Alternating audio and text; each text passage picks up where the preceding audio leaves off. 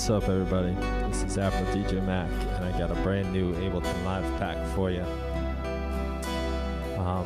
Basically, I have these drums that I wanted to make sound like they came off a record. So Ableton has a really nice plugin called Vinyl Distortion, and when you drop it on a track, as I will right now, you'll hear on my vocals. We'll turn it up a little, and now we have vinyl distortion. Problem is, it's going constantly. Even if I stop playback, it doesn't matter. This plugin will go all the time, and that's kind of no good for what I was looking to do. I wanted the vinyl to sound only when the samples were played. So to solve this problem, I created this rack. It's basically got two chains on it, a dry one where nothing happens to the signal. It goes through totally clean. I'm going to turn this off for 1 second. And then we have a wet one where the vinyl happens. And basically, the way I have this set up is, the thing that's making this work nice is the gate. If I turn off the gate and I turn up my vinyl volume, we're just going to get the same problem we had before. But the gate closes the signal. The trick here is that you have to sidechain it. And there's a little tiny setup that's involved with this particular rack, but nothing much.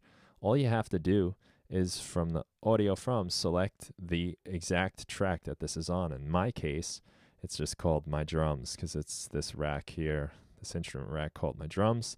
I select that, and now the gate will only open when these drums make sound. And basically, that allows us to get our desired effect. So you hear the vinyl only happens when this gate is going on. Now, something kind of funny would happen if, we don't want this signal to double up. The only thing coming out of wet is the vinyl, and that's because I have this utility plugin set to mute, so it's not allowing anything to come through. And we get like phasing if I do that. Now it sounds much tighter. So I put a mute on here, so none of the drum sounds ever even reach the vinyl. After this mute, we got vinyl, and the gate only opens when the sound gets loud enough. And that's where all these knobs come in.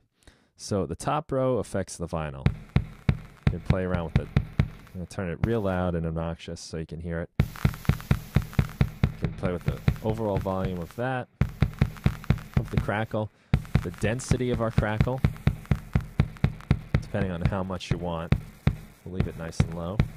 And then a little drive here to give it a little extra grit, which I like to leave kind of high. And we'll back up the vinyl a little. So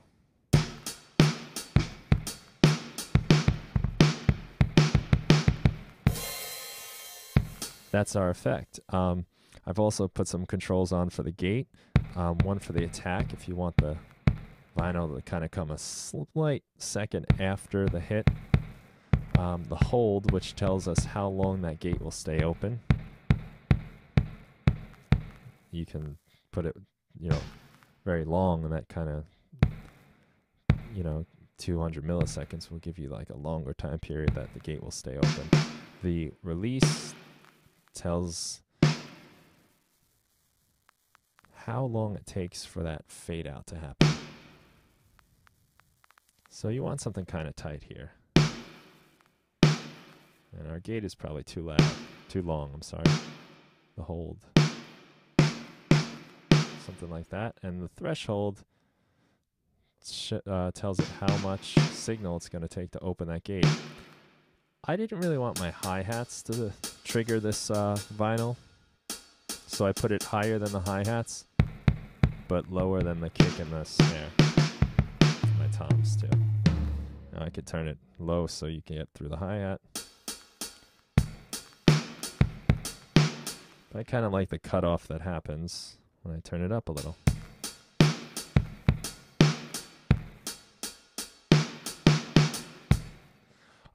And that's pretty much it. There you have it. Now, you don't have to just use drums. You can put it on anything.